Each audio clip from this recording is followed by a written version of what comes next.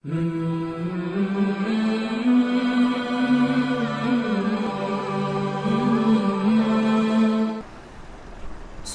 کے حوالے سے ہمارا ایک سلسلہ گزشتہ دروس سے چل رہا ہے کہ وہ سنتیں جو بھولی ہوئی ہیں اور وہ سنتیں جن پہ عمل نہیں ہو رہا، یا وہ سنتیں جو ہمارے علم میں نہیں ہیں۔ مطلب یہ ہے کہ جو مشہور سنتیں ہیں وہ تو سب کو پتہ ہے، لیکن یہ وہ سنتیں ہیں جو سننے میں بھی کم آتی ہیں، پڑھنے میں بھی کم آتی ہیں، اسی وجہ سے ان پر عمل بھی کم ہی دکھتا ہے۔ ان میں گزشتہ دروس میں اذان سے متعلقہ سنتیں، وضو اور غسل سے متعلقہ اور نماز سے متعلقہ سنتیں گزری۔ آج جو ہے کچھ گھر سے متعلقہ سنتیں عرض کرنی ہیں۔ سب سے پہلی سنت جو بھولی ہوئی ہے، چھوٹی ہوئی ہے، سنن ابو داود میں روایت آتی ہے کہ امر رسول اللہ صلی اللہ علیہ وسلم ببناء المساجد فی الدور، کہ نبی اکرم صلی اللہ علیہ وسلم نے گھروں میں مسجد بنانے کا حکم دیا ہے، جس کو مسجد البیت کہا جاتا ہے، گھر کی مسجد۔ اب دیکھیں ہمارے گھر بنتے ہیں، اس میں ڈرائنگ روم بھی ہے، اسی طرح اس میں ٹی وی روم بنا ہوا ہے، مختلف جو ہماری ضرورت کے رومز ہیں وہ سب اس میں ہوتے ہیں۔ لیکن اب بچوں کے لیے پلینگ روم بھی بنا ہوا ہے، لیکن ایک گھر میں ایسا کمرہ ہونا چاہیے جس کو پریئر روم کہا جائے، اور اسی کو ہمارے نبی نے گھر کی مسجد کہا ہے، یہ مسجد البیت ہے۔ وہ کیا ہے کہ وہ ایک ایسا کمرہ ہوگا جو پاک ہوگا، صاف ہوگا، وہاں پر سب گھر کی عورتیں وہاں آ کر نماز پڑھیں گی، بچے وہاں آ کر نماز پڑھیں گے، اور مرد بھی اپنا سنت وغیرہ وہاں آ کر ادا کریں گے،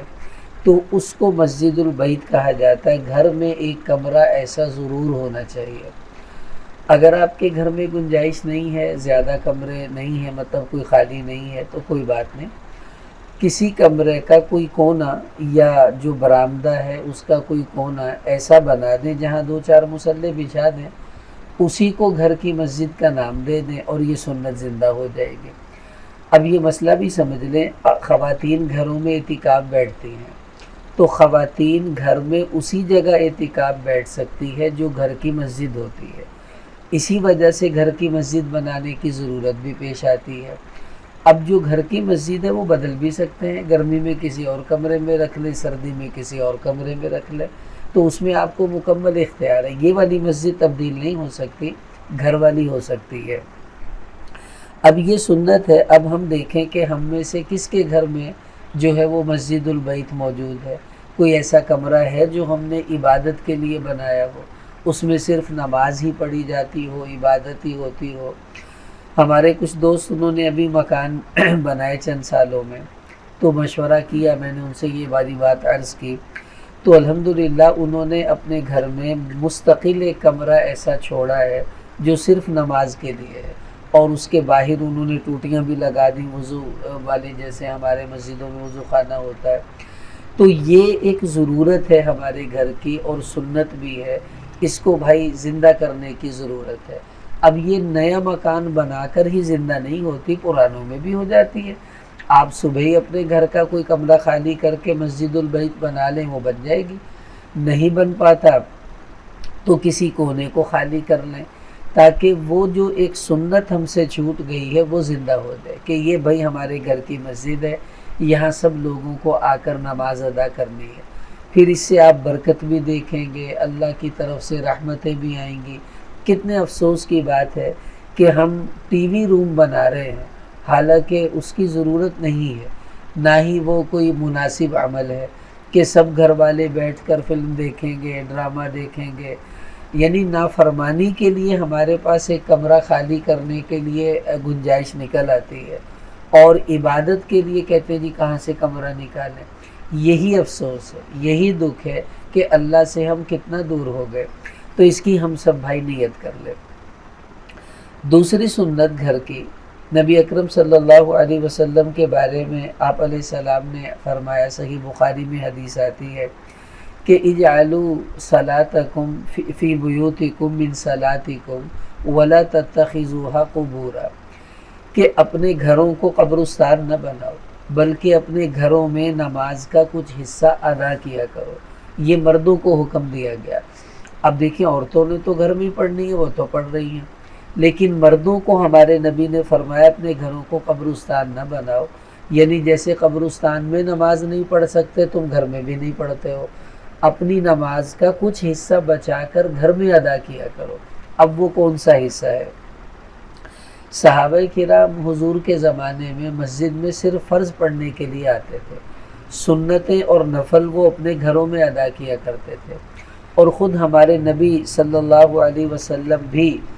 گھر سے سنت پڑھ کر آتے تھے اور گھر جا کر ہی سنتیں ادا فرماتے تھے۔ کبھی کبھار زندگی میں ایسا ہوا کہ آپ نے مسجد میں سنتیں پڑھی، دو وجہ سے، ایک تو اس لیے کہ آپ اعتکاف بیٹھے ہوتے تھے، گھر نہیں جا سکتے تھے تو مسجد میں پڑھنا ہے، اور کبھی آپ صلی اللہ علیہ وسلم عشاء کے بعد کوئی قافلے آتے تھے مسلمان ہونے کے لیے، ان کو کچھ تعلیم دینی ہے، تو اس انتظار میں کہ یہ بھی فارغ ہو جائیں تو آپ وہی سنتیں پڑھ لیتے اور بعد میں ان کو کچھ تعلیم ارشاد فرما دیتے تھے۔ ورنہ اگر آپ اعتکاف میں نہیں ہے، کوئی ضرورت نہیں ہے، تو آپ گھر میں ہی جا کر سنتیں ادا فرماتے تھے۔ اب میں اور آپ بھی بھائی اس کی نیت کریں، ایک مستقل سنت ہے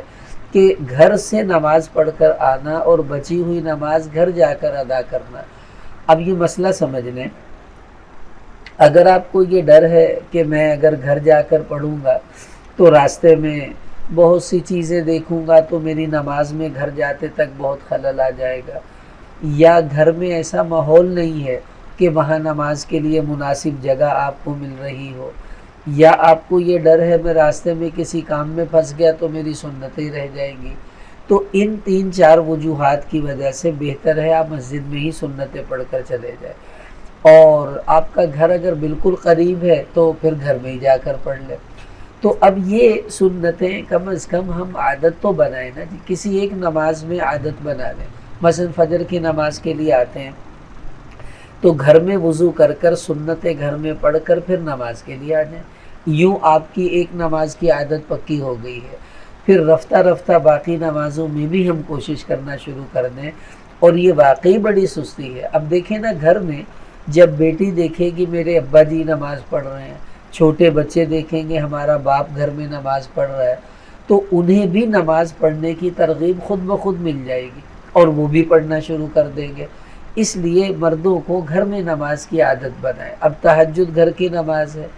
اور سنت نوافل آپ اپنے گھروں میں ادا کریں، یوں آپ کا گھر آباد ہو جائے گا اللہ کی نماز سے۔ اور اسی لیے ہمارے نبی نے فرمایا گھر کو قبرستان نہ بناؤ، اس کو آباد کرو نمازوں کے ذریعے، اور وہ سنت اور نوافل ہی ہیں، فرض تو ہم نے مسجد میں ہی آ کر ادا کرنے ہیں۔ اب بھائی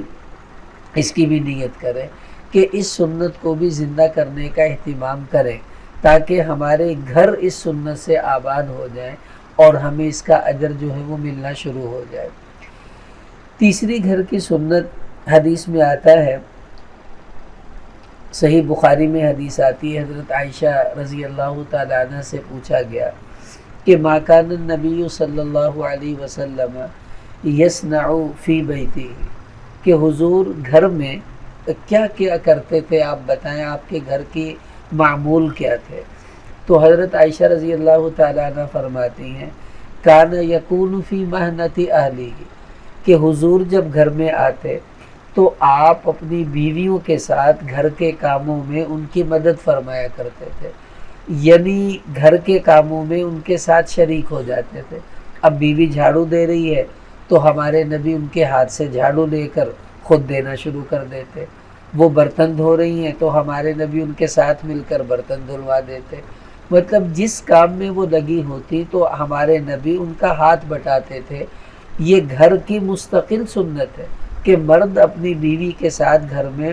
تھوڑا بہت کام میں اس کا ہاتھ بٹائے، اس کے ساتھ شریک ہو جائے۔ اب یہ سمجھ لیں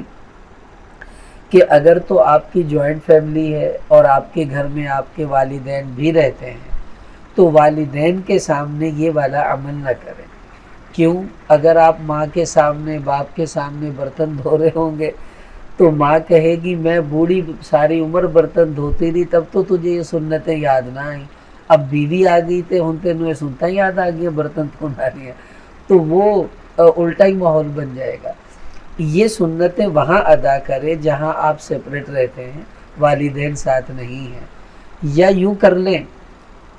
کہ ماں باپ گھر میں ہیں تو بیوی سے کہے کہ جو ہمارا کمرہ ہے اس کمرے کی صفائی میرے ذمہ ہو گئی، یہ بھی بیوی کا ہاتھ بٹا نہیں ہے، اور واش روم کی صفائی میں کر دوں گا، نہانے گئے اس بہانے واش روم بھی صاف کر دیں، اور ٹائلوں پر تھوڑا بہت ہاتھ لگا دیں، جو بھی واش روم کا کام ہوتا ہے۔ تو یوں تھوڑا تھوڑا گھر کے کاموں میں بیوی کے ساتھ شریک ہونا۔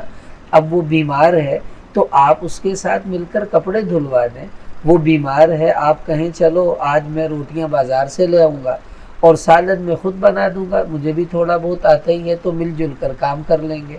تو یہ عادت بنائیں کہ گھر کے کاموں میں بیوی کے ساتھ شریک ہوں،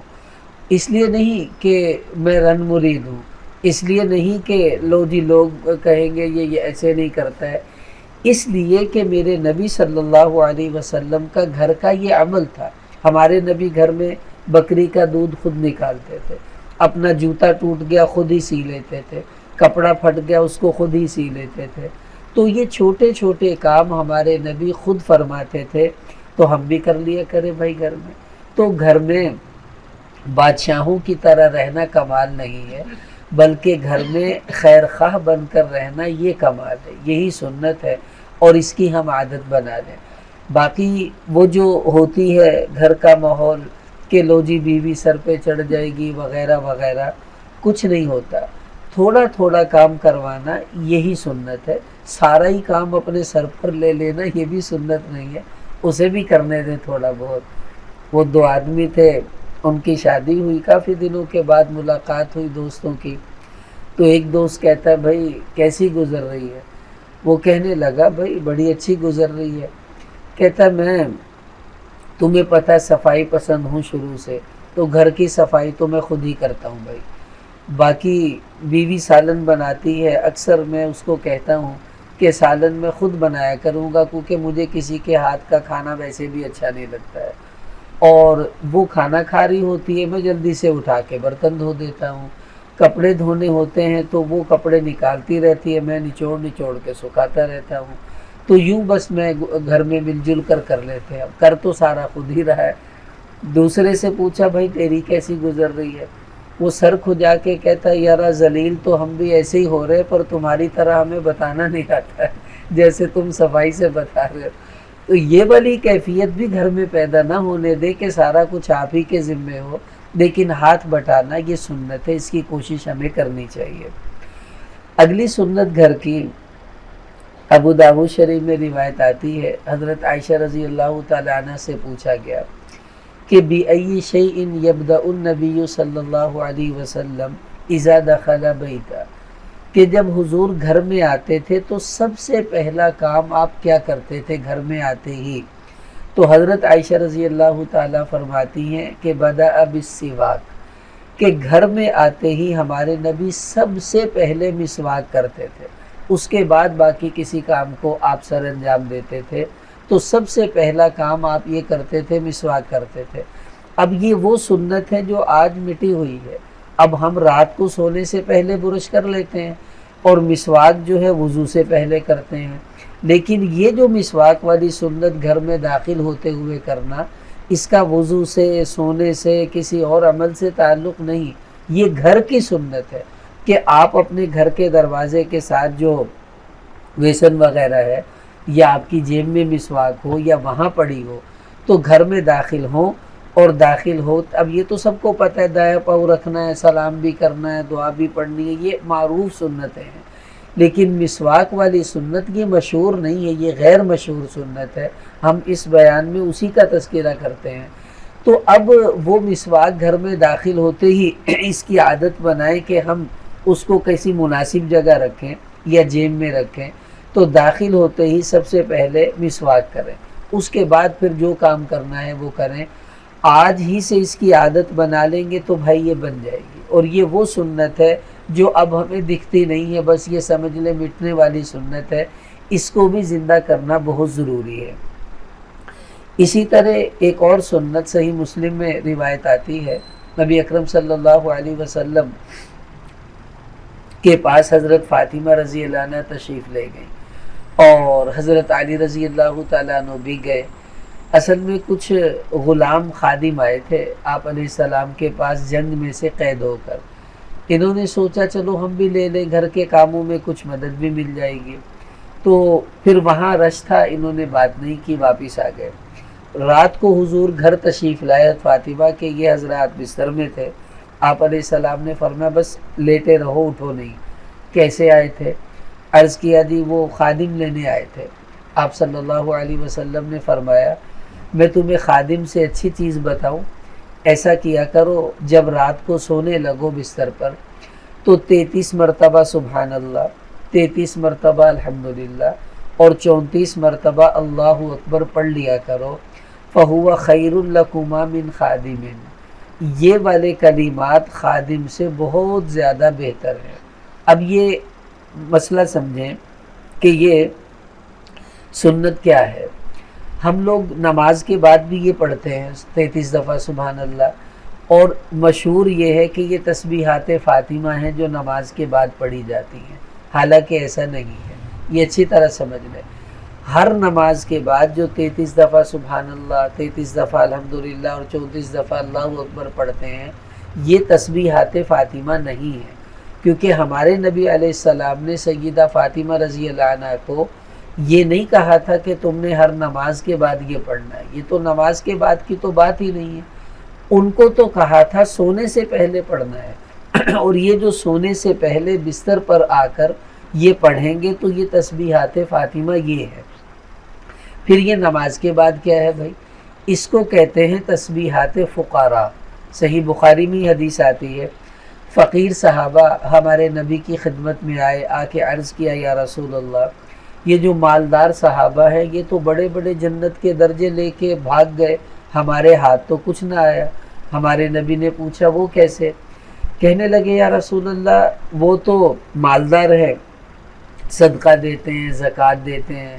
غلام آزاد کرتے ہیں اور یہ سب کچھ کرتے ہیں، ہم غریب لوگ تو کچھ بھی نہیں کر سکتے، تو جو مال سے انہوں نے نیکیاں کی ہیں اس کی وجہ سے وہ تو بہت اونچے چلے گئے، ہم تو ڈھیلے ہیں، پیچھے رہ گئے۔ آپ علیہ السلام نے ان کو کہا میں تمہیں ایک ایسا عمل بتاتا ہوں، اگر تم اسے کر لو تو جو تم سے آگے چلے گئے ہیں تم ان کے برابر ہو جاؤ گے، اور جو تم سے پیچھے ہیں تم ان سے آگے رہو گے، وہ کبھی تمہارے برابر نہیں ہو سکتے جب تک کہ وہ بھی یہ نہ کریں۔ انہوں نے عرض کیا حضور ضرور بتائیں۔ تو ان فقراء کو ہمارے نبی نے کہا تھا کہ ہر فرض نماز کے بعد تم نے 33 دفعہ سبحان اللہ، 33 دفعہ الحمدللہ اور 34 دفعہ اللہ اکبر پڑھنا ہے، بعض روایتوں میں 33 بھی ہے۔ تو اب یہ جو نمازوں کے بعد ہم پڑھتے ہیں یہ تسبیحات فاطمہ نہیں ہے، یہ تسبیحات فقراء ہے، اور گھر کی سنت یہ ہے کہ بستر پر آ کر یہ کلمات پڑھنے ہیں، اور یہ جو تسبیحات فقراء ہے یہ مسجد کی سنت ہے، اور وہ گھر کی سنت ہے کہ اس کو وہاں پر ادا کیا جائے۔ اس لیے بھائی اب ہم یہ بھی نیت کریں کہ سونے سے پہلے یہ سنت ہے کہ آپ اپنے گھر میں بستر پر آ کر ان تسبیحات کو پڑھیں۔ اس کے دو فائدے ہیں، ایک تو سارے دن کی تھکاوٹ اللہ تعالیٰ دور فرما دیں گے، اور دوسرا فائدہ یہ کہ ہمیں وہ ثواب جو اس پر وعدہ کیا گیا ہے وہ اللہ پاک ہمیں اس کا اجر بھی نصیب فرما دیں گے۔ آخری جو ہمارے گھروں کی سنت ہے وہ یہ کہ رسول اللہ صلی اللہ علیہ وسلم کی عادت شریفہ یہ تھی کہ آپ حکم دیتے تھے کہ رات سونے سے پہلے برتنوں کو ڈھانپ کر سوؤ، اور بہتر تو ہے دھو کر سوئے، اگر نہیں بھی دھوئے تو ڈھانپ دیں، حدیث میں آتا کچھ نہ ہو تو بھلے تنکا ہی اٹھا کر اوپر رکھ دیں برتن کے۔ یہ مستقل سنت ہے ہمارے نبی کی، برتنوں کو ڈھانپ کر سونا۔ اسی طرح چراغ بجھا کر سونا، چراغ سے مراد وہ لائٹ جس کے ذریعے سے نقصان کا اندیشہ ہو، لالٹین ہے، چراغ ہے، گیس کے جو لیمپ ہیں ان کو بجھا کر سوئیں، باقی بلب وغیرہ ان سے کوئی نقصان نہیں ہوتا، یہ جلے بھی رہے تو کوئی حرج نہیں ہے۔ تو اب ایسی چیز جو رات کو نقصان دے اس کو بند کر کر سونا اور برتن کو ڈھانپ کر سونا یہ ہمارے نبی کی سنت ہے، اور ہمیں بھی اس کا حکم دیا گیا۔ اب دیکھیں رات کو بھی سردیوں میں ہیٹر جلا کر لوگ سوتے ہیں. اب وہ گیس چلی گئی، ہیٹر چلتے چلتے بند ہو گیا، جو ہی گیس آئے گی تو ایک دم سارے کمرے میں پھیل جائے گی، اور سوئے سوئے بندے کو کیا پتہ چلے کب گیس آئے گی اور کیا حشر ہو جائے گا. اس لیے یہ سنت ہے، ایسی چیزیں جن کو کھلا چھوڑ دینے سے نقصان کا اندیشہ ہے وہ بند کر کر سوئے، اور برتنوں کو بھائی ڈھانپ کر سوئیں. رات کو پتہ نہیں بچھو آئیں کیا ہو، ہمیں تو نہیں پتہ.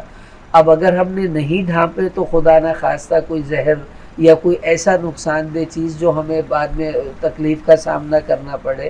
اس سے ہمیں اللہ تعالیٰ بچا لیں گے. تو ان سنتوں کو اپنے گھر میں رہ کر ہمیں ادا کرنا ہے، اس کی بھی بھائی ہم سب نیت کر لیں. اب یہ چند ایسی سنتیں ہیں جن کا تعلق گھروں سے ہے،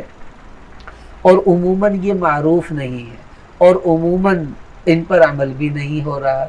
اب ہم سب نیت کریں کہ ان سنتوں پر ہم نے عمل انشاءاللہ کرنا ہے، اور ہم ان سنتوں کو زندہ کرنے کا اہتمام انشاءاللہ کریں گے. جیسا ہمارا جذبہ ہوگا ویسی ہی اللہ ہمیں انشاءاللہ توفیق بھی عطا فرما دیں گے. اگلے درس میں انشاءاللہ جو مجلس اور آپس میں ملاقات کی سنتیں ہیں، مجلس کئی جگہوں پر ہمیں کرنی پڑتی ہیں، گھر میں بھی، رشتہ داروں میں، دوستوں میں، بازاروں میں، دفتر میں، جہاں بھی ہم اکٹھے ہوتے ہیں اسے مجلس کہا جاتا ہے. تو اس کی بھی بہت سی سنتیں ہیں جو مٹی ہوئی ہیں، انہیں بھی زندہ کرنا ہے. ایسے ہی میل ملاقات ہوتا ہے مجلس میں، اس کی بھی بہت سی سنتیں ہیں، انہیں بھی ہمیں زندہ کرنے کی کوشش کرنی ہے. تو اگلے درس میں انشاءاللہ وہ والی سنتیں عرض کی جائیں گی. اللہ تعالی ہم سب کو ان پر عمل کرنے کی توفیق عطا فرمائے.